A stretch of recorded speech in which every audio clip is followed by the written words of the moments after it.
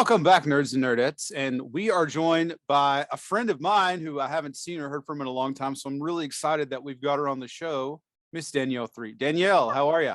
I'm good. How are you? Doing great, doing great. Why don't you just sort of introduce yourself to the listeners and tell us a little bit about yourself and what's been going on in your life these days? Well, I am a hospice nurse full-time and a part-time voice actress who is also trying to get into full-time voice acting. I have basically a full-time TikTok channel right now, and that's kind of how I got started. I'm one of 11 children, and parents did foster care for 16 years. We adopted 9. So my youngest sister's 9, just turned 9. I'm turning 30. Funny enough, 30 and nerdy. I'm turning 30 in a couple weeks on April 3rd. So I'm just like, I feel like an old lady now. It's fine. Just go give me my Depends and wheel me out the door. Welcome to the club. I'm actually having those not Depends problems, but like you get to the point in your 30s where you wake up and things hurt and you don't know how or why. Mm-hmm. Like that's I'm experiencing that. I've woken up and my feet hurt and I'm like, why? I didn't do anything. That's how it goes. So you're getting up there with the rest of us on the old man and old lady problems. So Danielle and I know each other because we are graduates of Tusculum University now. I always forget that. Now, see, I actually transferred to Belmont only 2 years in. I only got to know you for the first 2 years. So you didn't finish at Tusculum. I probably left like the year after you came. You graduated. Right. And then you went on. Okay. So we knew each other in college. And I believe first we were in the band program together. So you would have come in, I guess, the year that I was the drum major. You were drum major that year, and Corinne was captain, and I ended up being the co-captain for that year. On the color guard. Color guard. And then we did theater together, which has been a huge part of your life, obviously, mine and Tyler's as well. We talk about theater a lot, even here on the show. So what some of the fondest memories that I have of my time there was when we did You're a Good Man, Charlie Brown. Yes. One of the most fun shows that I've ever been a part of. And that show was my very first lead in a musical as Sally. Is that right? My very first lead. Okay. So you saw that one, right, Tyler? Yeah, I saw that. I find that when you have the shows that have those smaller casts like that, there's the bond, is really strong. It's like I just remember we all were very tight and we had a lot of fun on that show. And I remember one of my favorite things was the president of the college came one day. I remember this. She had, oh gosh, like a group of 20-something people. She had her entourage. Oh yeah. And so we decided we were going to just have a little fun at her expense. And I can't really remember exactly what was said or whatever, but we messed with her. I do remember what was said, funny enough.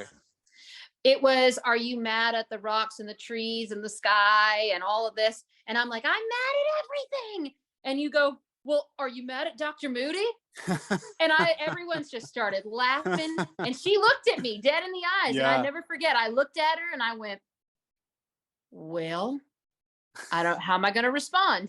And I just went very like, nah, she's okay. And I turned around.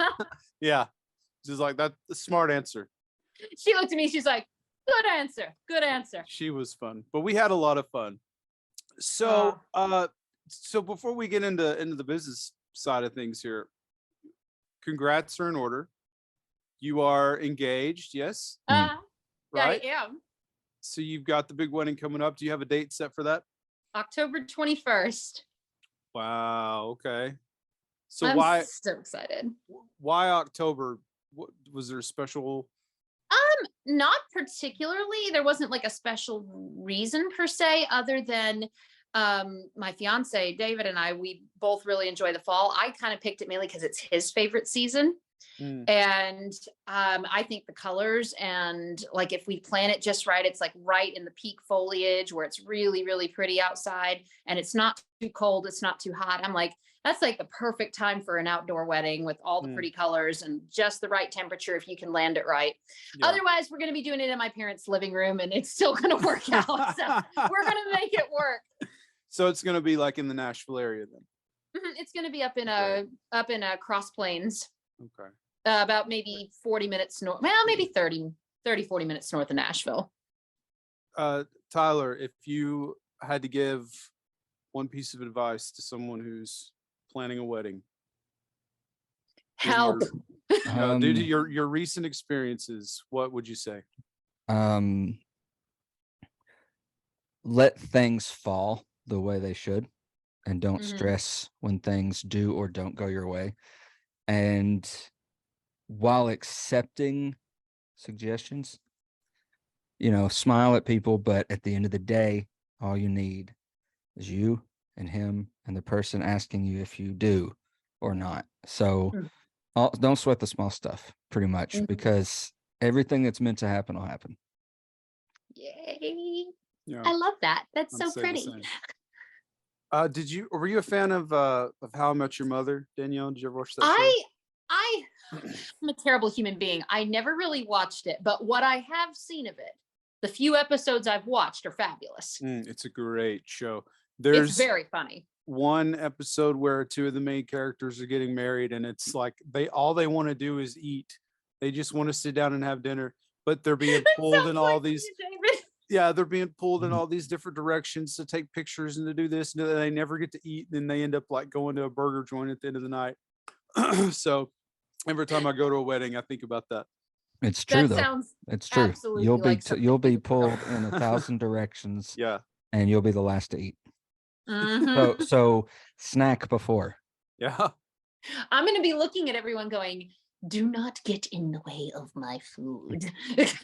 Have somebody while you're off taking the pictures with the bridal party. Have someone in charge of like getting your plate and having it ready for you, so that you could just go eat, do your thing, and then do all the other stuff afterward.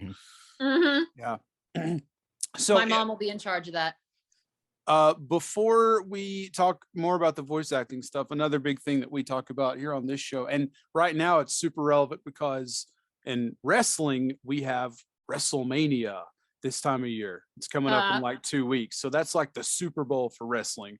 And a few months ago, you were posting on Facebook or something that you were live at Monday Night Raw in Nashville. And I kind of got a kick out of it because I think you said something like, "Oh, I've never been to anything like this before. I didn't know what to expect." Never.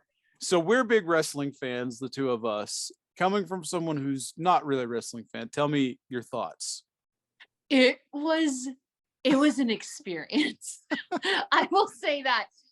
But what's so funny was, if you go back and find that episode, David, my fiance, and I, and my brother Elijah, this was his Christmas gift, was taking him to Monday Night Raw. And it was the three of us. And here we are. You can see us in the camera. We're right by the ring. He got us great seats. And you can see me just hooping and hollering like an idiot on this camera. I thought it was so dumb, but it was the freaking funniest, most awesome thing that I have ever seen. Yeah, a lot of it's pretty silly, especially from the outside looking in. But I also feel like, as a theater kid, you can probably appreciate the production value of it. As a theater kid, the overacting was on par. Yeah, then a lot of them are not great actors, so you have to just look past that part of it. But don't even get me started on that. But if you think about the lights and the music and just the whole spectacle of it, the atmosphere, the crowd involvement, all of that stuff, that's where the money's at right there. Oh yeah. So, all right, so let's get into some questions about why you're here and what's going on. You said you have practically a full-time TikTok. I'm not really a TikTok person. You have to forgive me. I didn't follow you on TikTok until today because I don't really follow anybody on TikTok. But how did the TikTok thing get started? It was wild. So nurse working through COVID, all through 2020, 2021, I was getting super depressed. My anxiety was through the roof. I was just like, I didn't know which end was up most days. Right. And I would come home every day just so drained. And I loved like scrolling on TikTok just for the funny cat videos initially. And it made me feel a little better at the end of the day. But I got to a point where I was like, I kind of want to make something. And I made a couple like funny nursing videos, and some of them did pretty decently. And I got up to like, I want to say like 25,000 followers just from little goofy stuff here and there that I would occasionally post. And then I really didn't think much of it. And then one afternoon, after a really bad shift at work, I was just like, I just want to do something fun, just something completely off the wall. And I was like, what would be fun? And my mom had talked to me about it in the past because she knows I do voices and I sing, of course, because the musicals. And I was like, what would be really fun? So I took the song "I Just Can't Wait to Be King" from The Lion King. I took the video and the audio, and I completely removed all the vocals, and then I replaced it all with my own vocals, the entire ensemble, every character, and I synced it up with the footage from the movie. And I posted that to TikTok. And the first couple days, it got like 1,000 views. I was like, oh, that's really cool. Got a lot of views. In my world, that was a lot of views at the time. And the next thing I know, it was seen by the creator of Phineas and Ferb, Dan Povenmire. Mm. And he loved it. And not long after that, the video went pretty viral. It got like 90,000 views. And a bunch of people were commenting and saying, and Dan included, they were like, you need to make more of these. And I was like, cool, I have a thing. Let me make more. And about a year and a half has gone by, and bunch of voiceovers from all different kinds of animation, Nickelodeon, Disney, live action films, TV shows, everything. I do everything. I as of today, I hit 171.3 thousand followers. Yeah, I was just looking at that. That's awesome. I have worked very hard for it, and as a result of doing all those videos and the connections I've made through TikTok, I've managed to land a professional job, of which I am not allowed to speak of at the moment. Yeah. Because I am still under the dreaded NDA. NDAs. But hopefully here in the next month or two, I'll get to talk about it, because it's supposed to be coming out in the summer. So you've already done it? I recorded it back in August, and then I have to go in for what's called ADR. Some point here, and I would say the next month or so, I'm going to have to do some ADR. ADR is essentially dubbing. So what they'll do is they'll do an initial recording of animation. Like if it's an episode, a movie, they're going to do a first recording. And then a few months later, they'll come back and have you do what's called ADR. And the animation at that point will be mostly done. And they'll animate based on your original recording. And then if there's any changes they want to make to the script, or if the action changed as they animated it and re-storyboarded it, they may have you go, hey, we like what you did the first time, but we kind of decided to change the action in the scene. So now we're going to have you re-record that line doing a different action. And they'll help you plug in the holes. So they'll go back in and correct a line. They'll add a whole new line that wasn't there. They'll delete a line that they don't think fits anymore. It's basically like making the final draft.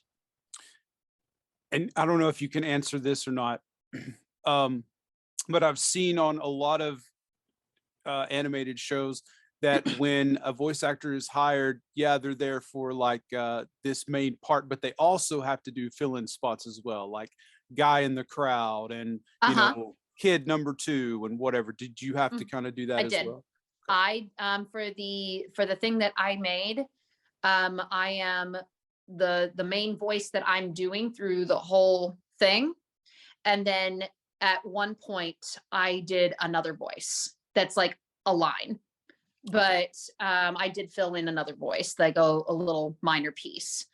But I changed my voice completely for that other piece. Right. So it's two very different characters. So you obviously got the TikTok going during the pandemic, as a lot of people did. But in your earlier years, what got you started in this? What got you interested in the voice acting world?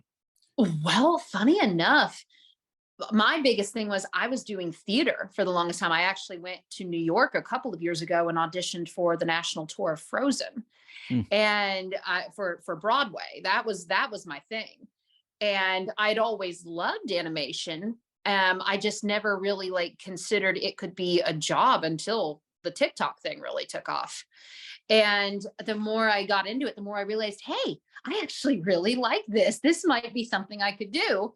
And it just kind of blew up over the last year, and I've not really known what on earth to make of it. Now it's like I've met and networked with a lot of people in the industry, and it's terrible because it's like I don't want to name names because I don't want it to make it seem like, oh, look who I know, look who I'm friends with. I've met some very amazing creators and voiceover legends, honestly. Yeah. I will say one of them is Rob Paulson, who's voice of Pinky from Pinky and the Brain, and Yakko from the Animaniacs. He's a very, very nice man. I actually created my demo, funny enough, with Bill Farmer, who's the voice of Goofy. He was my director. And I just need y'all to know, Bill is literally all of these people. Brock Powell is my coach, and he's been the longtime voice of the Kool-Aid Man for probably about he's one of the most, I think he's one of the most recent voices of the Kool-Aid Man. He voiced him, I want to say, in the late 2000s. He's one of the more recent voices. Okay. But he was the official voice for a bit. But no, he's my coach, and I've worked with Dan. I've met with Rob. I've worked with Bill and his son Austin and Brock, and I'll tell you right now, the voiceover community is a very small, very tight-knit group, and they're all incredibly nice. Everyone that I've met and worked with has been incredibly nice and very, very down-to-earth people. It's so great because they remind me of a bunch of they're just a bunch of kids having fun making goofy voices, and they get to do it for a living. But it's also a very, very respected art medium. And there's so much you can do with the human voice, and it's so neat. I got a little story about Bill Farmer. I met him 8 or 9 years ago at Dragon Con in Atlanta, and I had sent him a tweet a couple weeks beforehand of a Goofy Funko Pop, and this is when Funko Pops were just starting to really be a thing, right? And he was like, oh, cool, what even is that thing? He'd never seen one before. I was like, no way. So when I met him at Dragon Con, I brought one for him to sign, and I also brought an extra one to give to him as a gift. So I assume the first Goofy Funko Pop that Bill Farmer ever got was from me. Aw. Yeah. Did he like it? He did, and he broke out into a big Goofy voice as his way of thanking me, I guess. And we had a cool little interaction.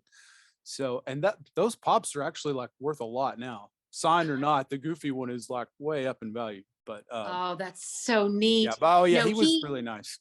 He is it. My story of when I met him, it's funny. I recorded at his home. He's got a little home studio in his backyard, and it was just the funniest thing. He and his wife were renovating the week I was there, and half of the contents of this poor man's house were in his backyard. There's lots of power tools. There was wood everywhere. People were coming in and out working, and Brock took me to the back, and I was getting ready to go into the little studio, and Bill comes out, and he's like, you hear him just going, and he's trying to get over all the stuff about it and trying to get out his back door. And I went to like hold my hand out to like shake his hand and introduce myself. He goes, "Oh, I'm sorry about the mess." And I was like introducing myself, and he went, "Oh, no, come here, we give hugs." And I was like, it was fine. I was like, you are not going to act like a big 5-year-old right now. You're going to be professional and you're going to be polite. But he actually was literally just the nicest man. And he's a great instructor too. He gives great direction. I am not a Phineas and Ferb guy or whatever, but I have this memory of you. It might be the first time I ever met you. You had a hat, I want to say, that had the platypus on it. I had the you know what I'm talking hat. about? Perry. Right. And then, just, I don't know, pretty recently, you post a picture with the guy who did the voice of the platypus. That was Dan. He's the voice of Dr. Doofenshmirtz. Right. Okay. He's the evil doctor that fights Perry the platypus. Yeah. But no, Dan's also incredibly kind. Very, very nice man. Like they were very, very helpful. They've been very supportive of me, like trying to get my TikTok figured out and trying to figure out how to get started in professional voice acting. They've been very instrumental in helping me kind of like figure out where I'm going. And Dan was the one who got me in contact with them to make that demo, because Bill and his son Austin run a demo company over in LA called Toonhouse Inc. And that's what they do, is they make voiceover demos for people. They do animation, video games, narration, audiobooks, stuff like that. I specifically worked on an animation demo. So does Bill Farmer, because he does, countless things for Disney in a calendar year. Things for the park, things on games, things on the shows, the kids. I've seen every episode of Mickey Mouse Clubhouse probably 6 or 7 times each because of my daughter.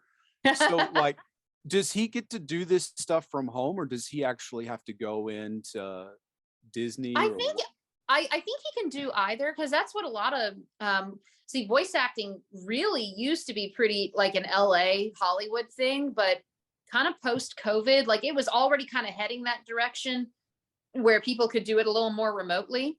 Mm-hmm. And then COVID hit, and it really just turned into all remote for a bit because people couldn't go into the studio. And now it's really opened up, like the internet and Zoom and recording through Zoom and all that. It's really opened up like a whole avenue of allowing like people that don't live in LA to do LA based voice acting. And that's kind of what I'm doing now. When I recorded my project back in August, I asked them if they needed me to come to LA, and they're like, "Oh no, you can record in Nashville. We'll just pipe in through Zoom." And I was like, "Cool, saves me a plane ticket." Yeah. Paulson, who you talked about earlier, had especially in the pandemic, he would travel to his friend's house and set up one mic, and they just talk voice acting and all that.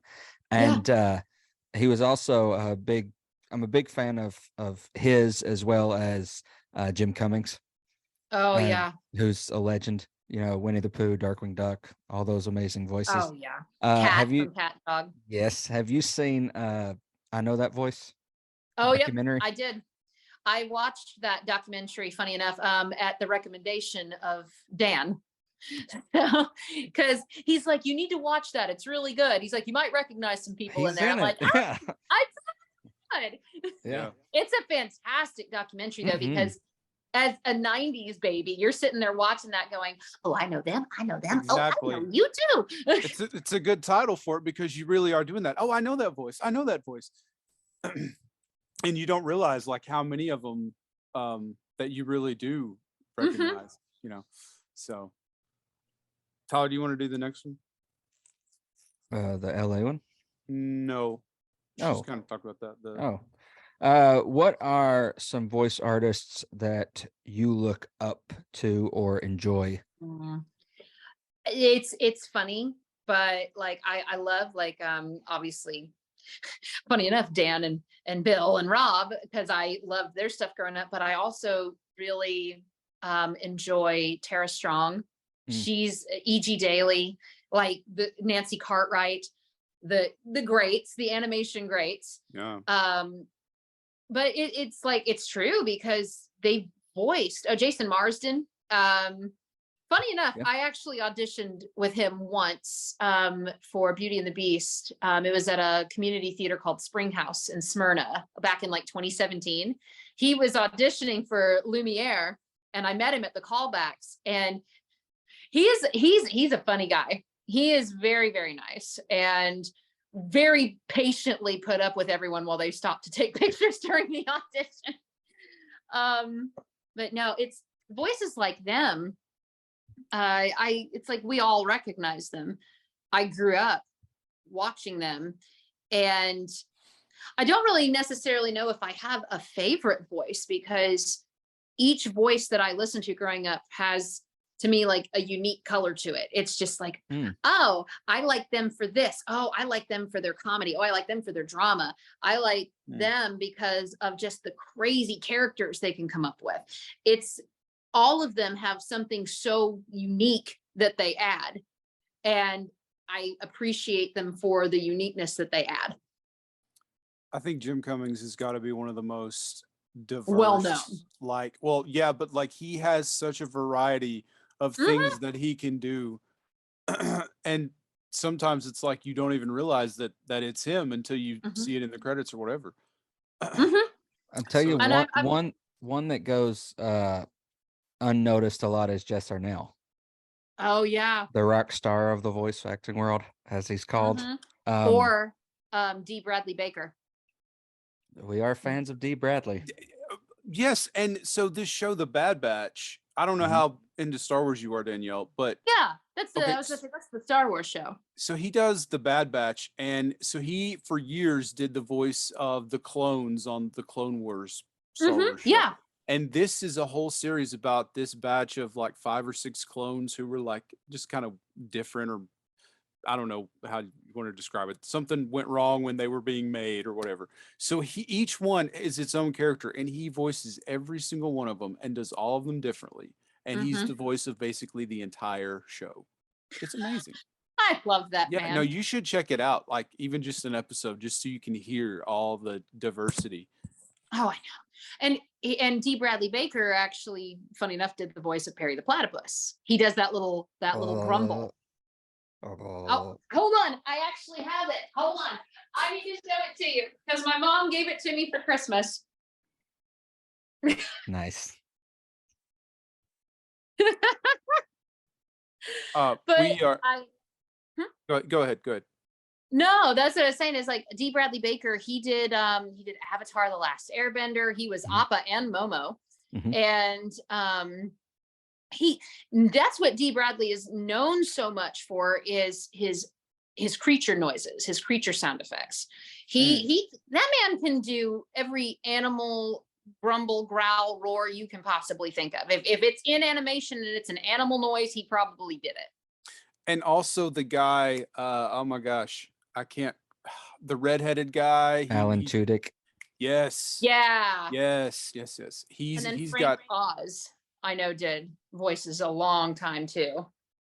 Yeah, he did Yoda up until as recently as the sequel series of the Star Wars movies. Tyler and I are big Batman fans, and if you ask us who our favorite Batman is, we're gonna tell you it's the late great Kevin Conroy. Yep, Kevin Conroy. That's the guy right there. Yeah. So yesterday you had a pretty cool experience that I'm anxious to hear about. You got to be a guest on a podcast called We Hear Voices with a couple of pretty well-known hosts on there. Tell us about that whole experience. That was that's the I Hear Voices podcast. It's hosted it's hosted by Christy Carlson Romano and Will Friedle, who many recognize as Kim Possible and Ron Stoppable. But if you're like a Boy Meets World fan, you know Will.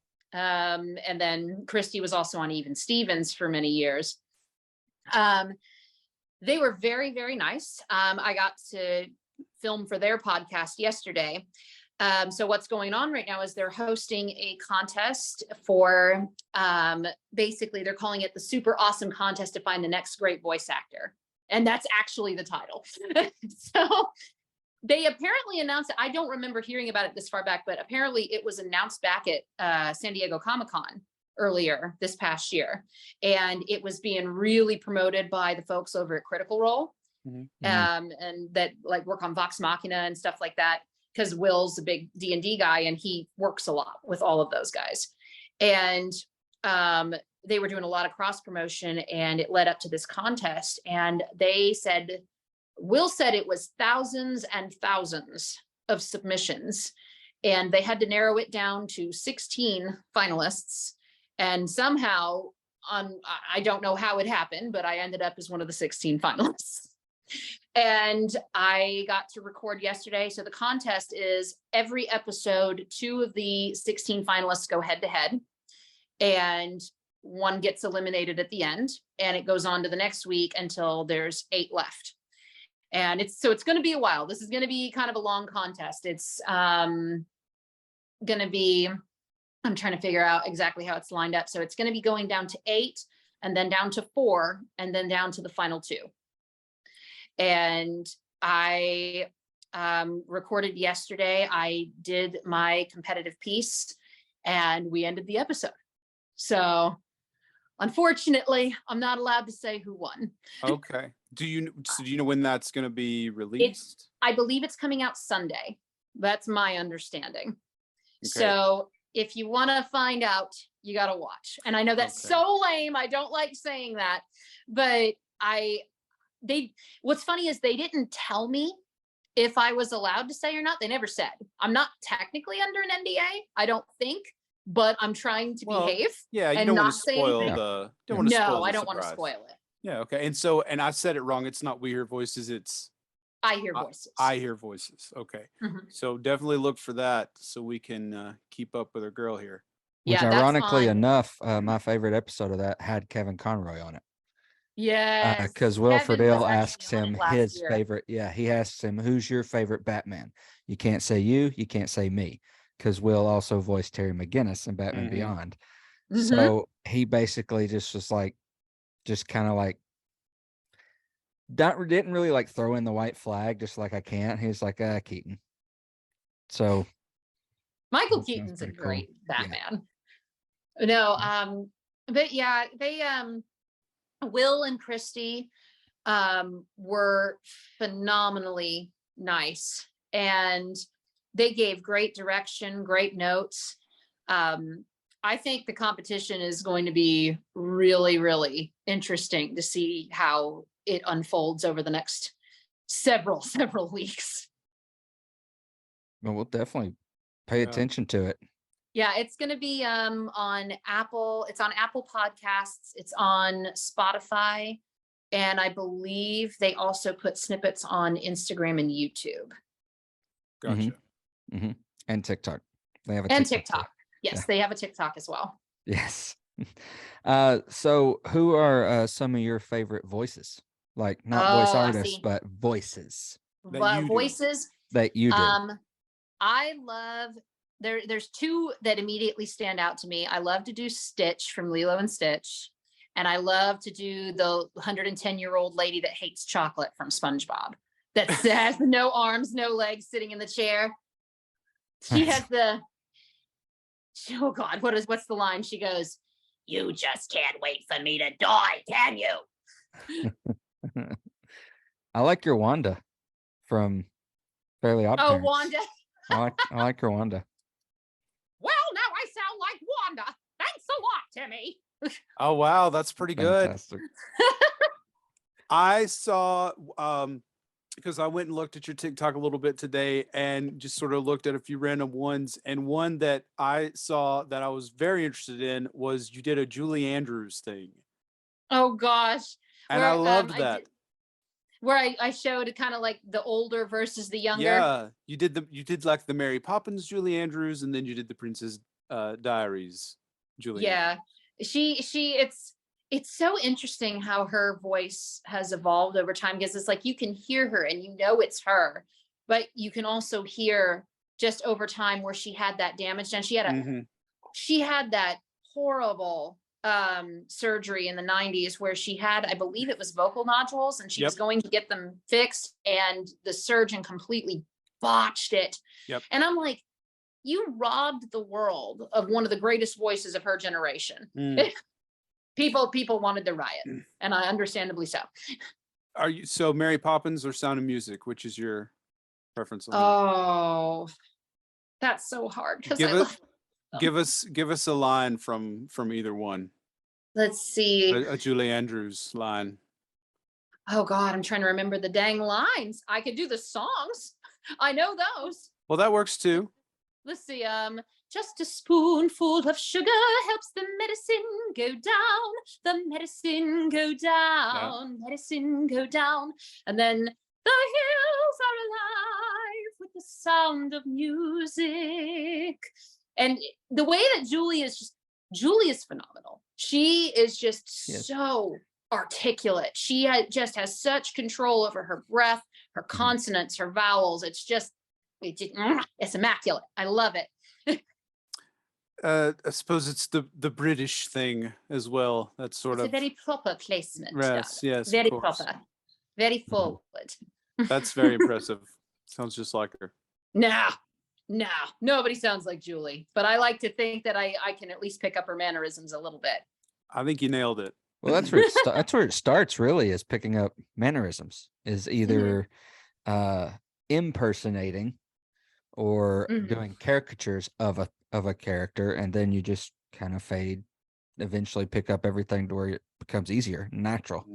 Oh no, I've enjoyed it a lot, just because that's mainly what I do on my TikTok. Is when I do these voiceovers, I do the best I can to recreate the original voices from the scene.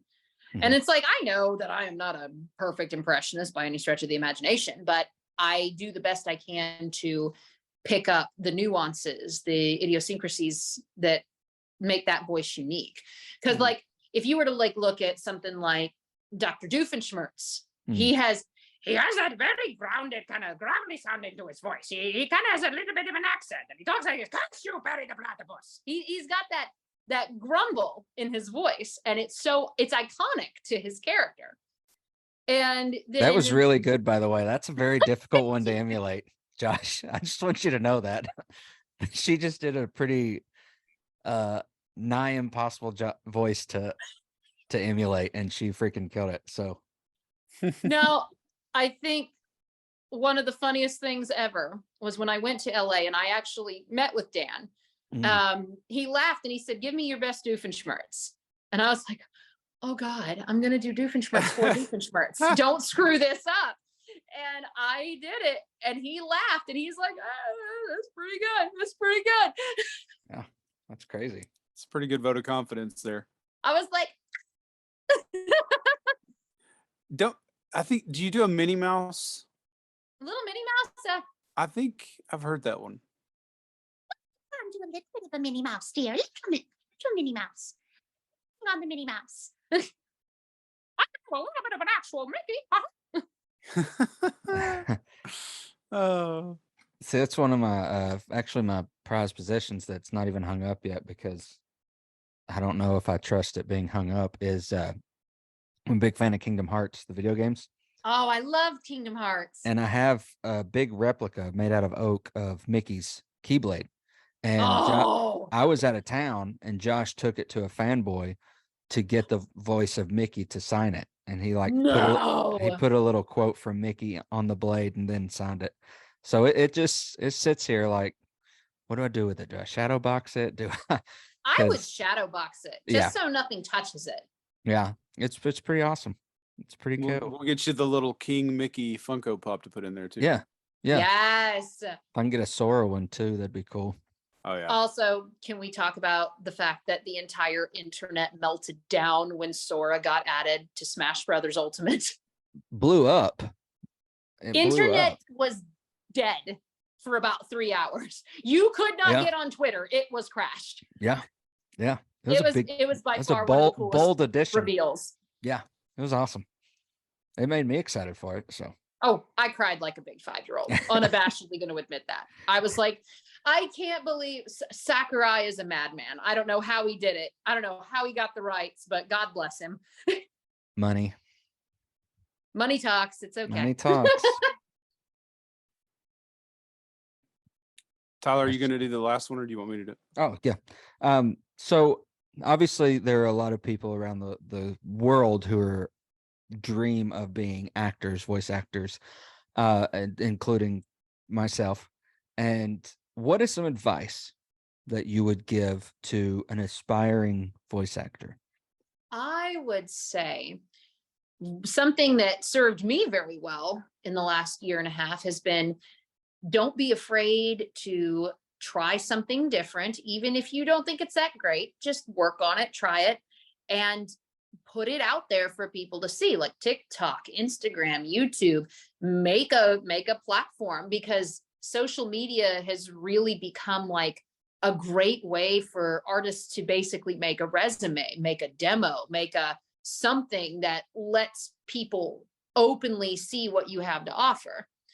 And that's literally what happened to me. I put myself on TikTok, and I just so happened to be seen by the right people. And that's like the best thing that's at least that's what worked for me.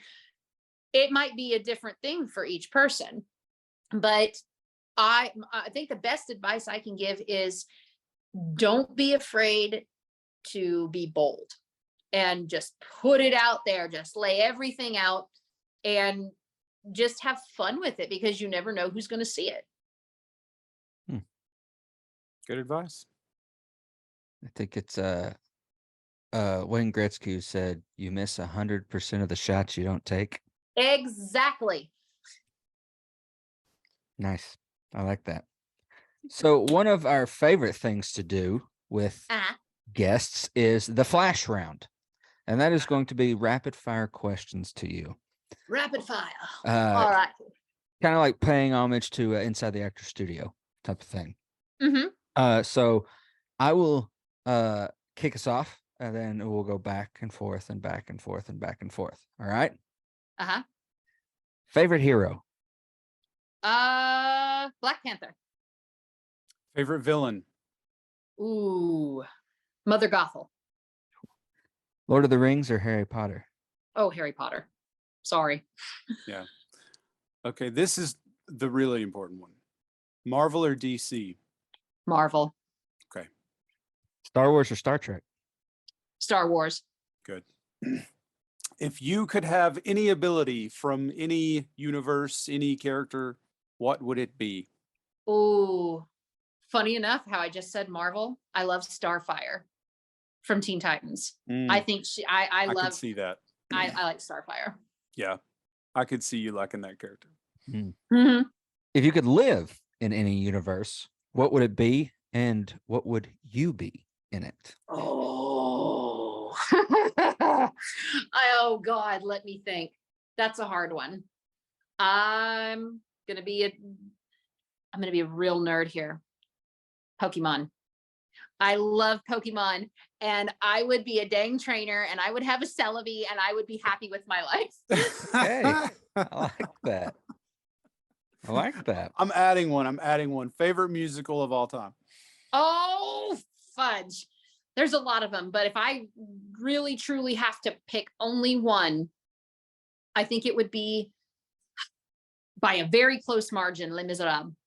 Ooh, yeah, very good one. And I love it because it's not like people look at it and they think, oh, it's just all singing, there's no talking. And I'm like, that's the point. It is like an operetta. It is musicianship and vocalism, like it's vocalist and musicianship at its finest. Like you cannot top that, because there is so much detail and so much harmony work and so much just vocal skill that has to go into that show. I can only admire the people that can do that for 3 hours every single night. The stamina. I got to do Les Mis like 10 years ago. Here, a local community group did it. And we did 3 weekends. And it was in the middle of the summer. and it was a sold out house almost every show, and the AC was not working. No. So like by the time that all the boys are dying on the barricade, you see people out there with fans and they got their programs and stuff, but nobody ever left. We got to the end and it was either sweat pouring down their face or tears or both, but it is a powerful show. And I didn't have like a huge role. I was Kufarak. I was I was Gavrash's buddy. I was the one that took care of him, and I got to have the moment where I put Gavrosh up on my shoulder and One Day More. Oh. That was so cool. So I love that show so much. One of my favorite experiences that I've had on stage was doing Les Mis, and I would do it again. And there's very few that I say that about. If I ever get the chance to audition for that show, I've never been like around where they've had it. Like just where I live, there's not really a lot of theater out here. But I have to go pretty far to like Lebanon and further on like Nashville and stuff. But nobody has really done it yet. So I'm waiting for someone to do it because I'm like, hello, can I audition, please? Please, I will play Barricade Box number 5. It is a really challenging show. I mean, what an undertaking, but yeah. Anyway, sorry, I just wanted to talk musicals just for a minute. I love it. I don't know if you know this, I'm teaching theater now, so I saw that's that like on Facebook. My life now. I love it. I'm like, I could not imagine you doing anything different, to be quite frank. You're so good at it. Well, thank you. It's a lot of fun. What's your favorite movie? Oh, Lion King. I'm a child, but I love it. Like, it's my favorite movie of all time. It's my favorite animated movie.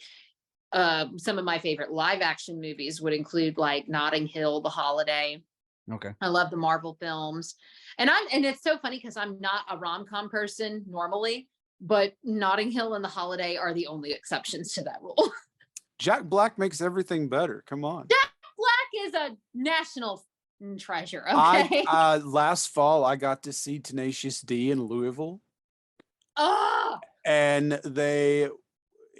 I can't even tell you. It was unbelievable. They were so good. For me, they like stole the weekend. I love it. It was great. Oh my gosh. What a show. They're very theatrical, as you can imagine. So oh yeah. I definitely appreciated that. Okay, well, Danielle, we are so thankful that you took the time to come on and talk about your experiences that you've had here recently and the success that you're starting to have, and we're really excited for you. We're going to be rooting for you on I Hear Voices on their voice actor contest. Thank you. And we'll have to have you back sometime. Tyler here likes to do voices too. I can do a few here and there, but like nothing serious. So maybe Tyler, you gotta show me one. I really like his Winnie the Pooh. That one's really good. Oh, mother. I just want a small smackerel of honey. So we gotta get everybody back together, and we'll do like a voice off. Like we'll have something we can read, and we change the voices and stuff. That'd be a lot of fun. I'll be the worst at it, but I'll join in. I'll do it. Let's do it. It'll be fun. Yeah. So we'll plan on that next time. Yes. Danielle, thank you so much. So good to see you. It's so good to see you too. Thank you, Danielle. Thank you. And okay. Awesome. That was great. So if you don't mind Tyler, do you have a request on what voice we ask her to do? Or I really like the Wanda, but I also really like your Sister Winnie from Hocus Pocus was really good too. Sister Winnie. Oh, the Winifred. Can you do any Star Wars or any Marvel or DC things? Or I'm gonna be honest, I haven't really done much of those. I'm trying to think what would fall under. Let's see. I mean, it doesn't matter. It doesn't have to fall under anything. It can be whatever whatever you want, whatever you are comfortable with. Well, I can do a pretty decent Stitch from Lilo and Stitch. He's a little alien. That counts. Yeah. You can do that. Okay. Let me see. Does it matter which line I do? Do one as Stitch and do the other as Wanda. As Wanda. Okay. Perfect. Yeah. All right. So let's see. So I'm saying this is the character. Or do you want her to say her real name? Okay. Yeah, you're right. That's probably better. Oh, okay. I can start in my regular voice and then go into it. Yeah, do that. Mm-hmm. Perfect. Yeah. Gotcha. Okay. So let me try this take. Do I do my full name or just my first name? Full name. Full name? Okay. Maybe say this is voice actress Danielle Threet. Mm-hmm. Okay. And you can, if you want to put your own spin, you can do whatever you want to do. Like if it's a character thing and you change the words, it's whatever you want. Absolutely. Sure. Okay. Let's see. Hi guys, this is Danielle Threet, voice actress, and you're listening to the 30&Nerdy podcast with Josh and Tyler. Cheers to you, nerds. And then for the second one, let's see. Hi, this is Danielle Threet, voice actress, and you're listening to the 30&Nerdy podcast. Now, more stop, Timmy. Love that. I love that. So what would you say to someone who wanted to send you their voiceover demo? Well, I was going to say, just because I'm always would love to hear people's stuff. Do you have a full demo? Mm-hmm. Ooh, did you make it yourself? Yeah. Nice. With, I'm just reading a small. Okay, so there was this guy who used to do theater in Morristown. He's crazy. He's kind of out there. It's do you remember his name, Josh? It's Rebecca's Greg. Yeah. Like mentally unstable. Oh, well, but it's a whole thing. But he also had a little stint doing some voice acting throughout the 80s and 90s, and he had seen me in a couple shows and asked me, things that I want to do and all that. And I told him, I said, well, I really want to do voice acting. This is 10, 12 years ago now. And he did my demo for me. Oh, wow. So I do have it. It's about 10 years old, but I do have it. Well, neat. I'd have to listen to it. Now I will tell you, just because I'm a total noob at this myself, I'm still learning. I would say, the best thing you can do is that's how I got into the podcast contest with Christy and Will, was I submitted the demo I made in LA last year. I would say you can post it to TikTok, because that's kind of what I did, just because it puts out a really good sample of your work for people to see. You can post it to YouTube, post it to Instagram, just put it basically on all of your main social medias.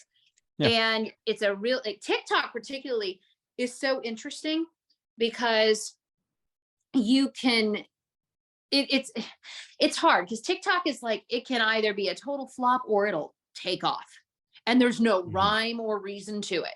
I trust me, people have been trying to crack that algorithm code for the last few years and nobody can figure it out. And it's one of those things, it's just you put it out there and you just wing it. You hope for the best. It's now there's ways that you can kind of market yourself, honestly what I did was I just consistently would try to post it at least a couple times a week, to make sure that my channel stayed active. And I purposely would try to pick things that were a minute or shorter, because people tend to not engage as much past the first 5-10 seconds. Yeah. And that's where your viewership drops. So if you're going to make something that really grabs people's attention and it starts pushing it to the For You page and more people start watching, you want something that's going to be attention grabbing, in the first 5 seconds. So like with my demo, I sing. So when I did my demo, I have a piece of me singing within the first 3-4 seconds. And in voice acting demos, especially for animation, singing is not something that is common among voice actors, funny enough. And I learned that not every voice actor can sing. Mhm. And if you have a demo that shows singing, it makes you more quote unquote sellable. So if you're able to sing and you can add that in there, that's a good thing to have in that demo.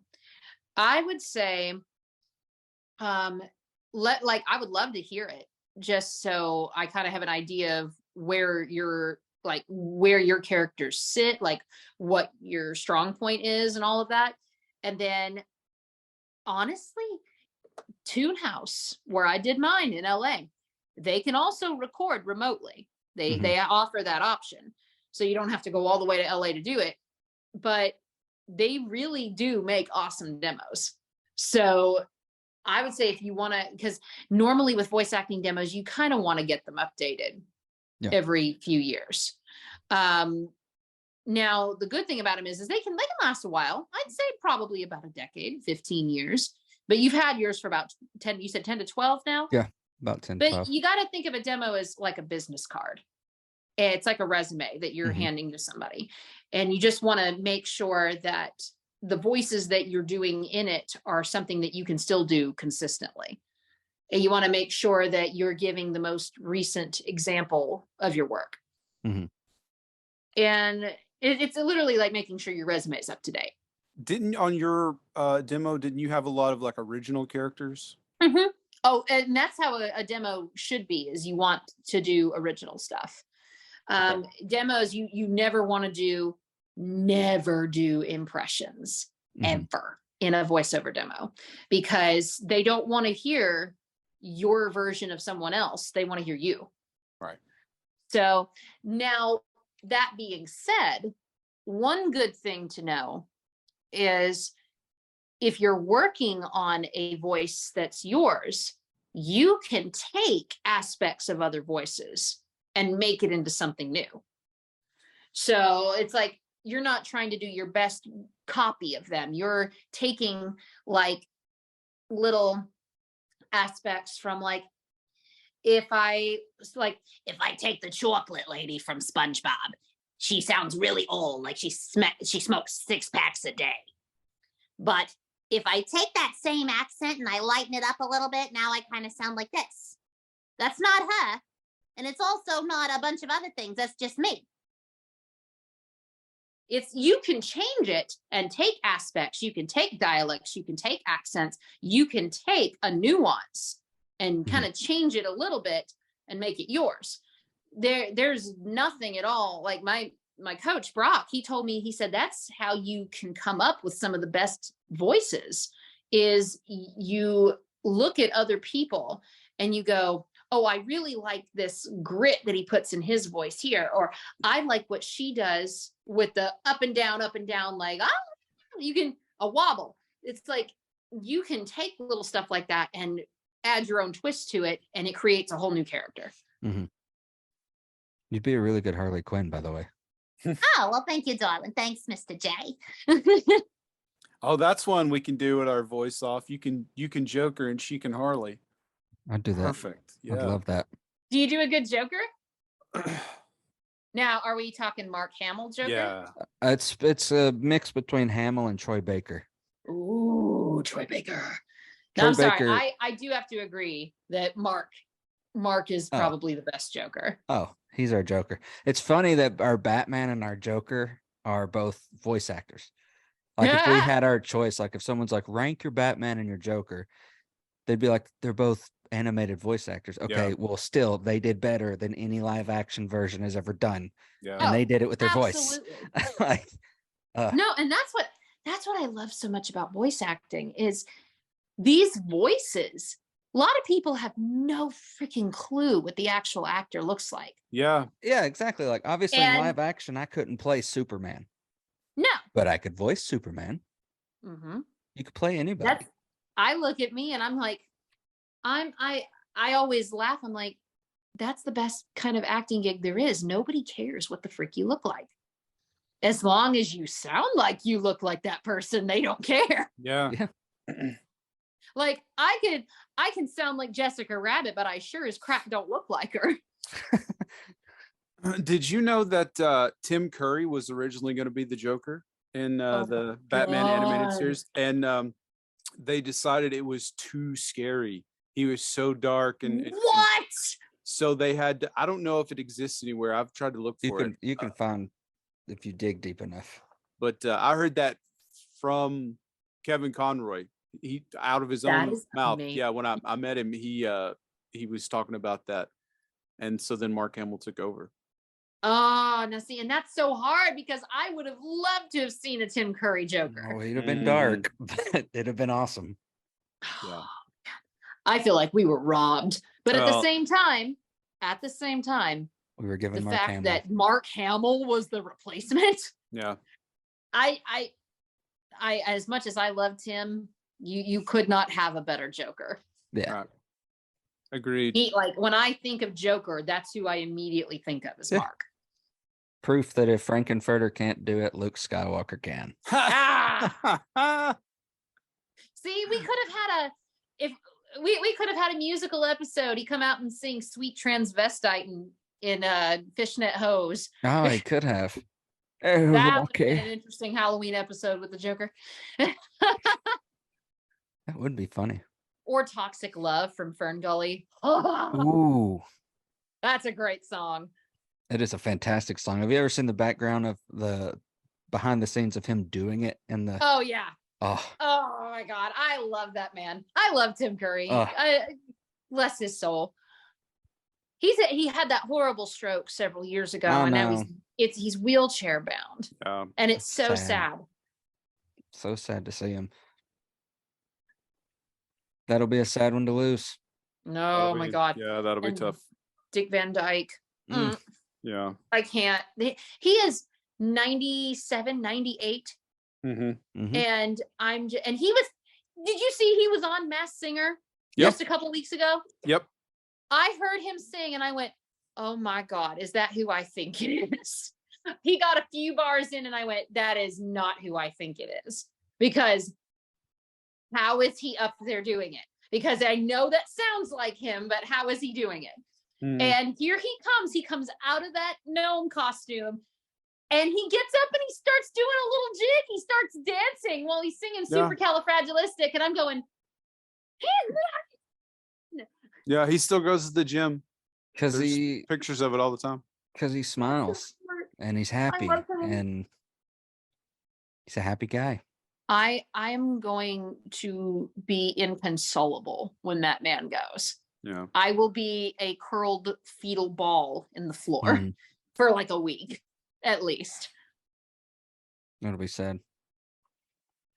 Well, thank you so much for this. Yeah, no problem. This was fun. Yeah, we will. Fun. We'll definitely be in touch again. Mm-hmm.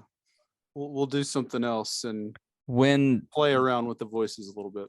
And when the thing you worked on comes out and you're able to talk about it, I will talk about it. We'll have you back. That's it. That'll be the excuse to get together right there. Mm-hmm. I am so excited. I can say that it is with the House of Mouse. Yeah. I just can't say what it is. Right. Okay. I cannot give any detail until Disney officially announces it. Yeah. They reserve the right to spill the beans first. That's the contract. Yeah. But once I get the go ahead from the powers that be, I will tell you. Yeah, I'll be very excited to hear about that. Absolutely. Because I'm a Disney guy too, so yeah. All right, Danielle. I will say that I may or may not have a solo song. This is like a big deal then. Yeah. Yeah. I'm not a minor character for this. So I'm not tree number 3 in the background. Awesome. I'm really excited then. I thought it was a Disney thing. I wasn't sure, but That's great. I'm so excited to tell you what it is. I wish I could. It's Yeah. I have been sitting on this since June, since I knew I got it. I have been sitting on this since June, and it is driving me I nuts. think I remember you posting like I signed a contract today or something like that. That was a long time ago. Yeah. Wow, I recorded it in August, and I am waiting to do the ADR, the dub, and like the finalizing pieces. But yeah, I'm hoping it will be coming out in the summer. That is supposedly what I have heard through the grapevine. Okay. We'll be looking for it. Yes, we will. Danielle, it's good to see you. It's good to see you. And so good luck with the contest thing, and we'll talk soon. Thank you. Bye.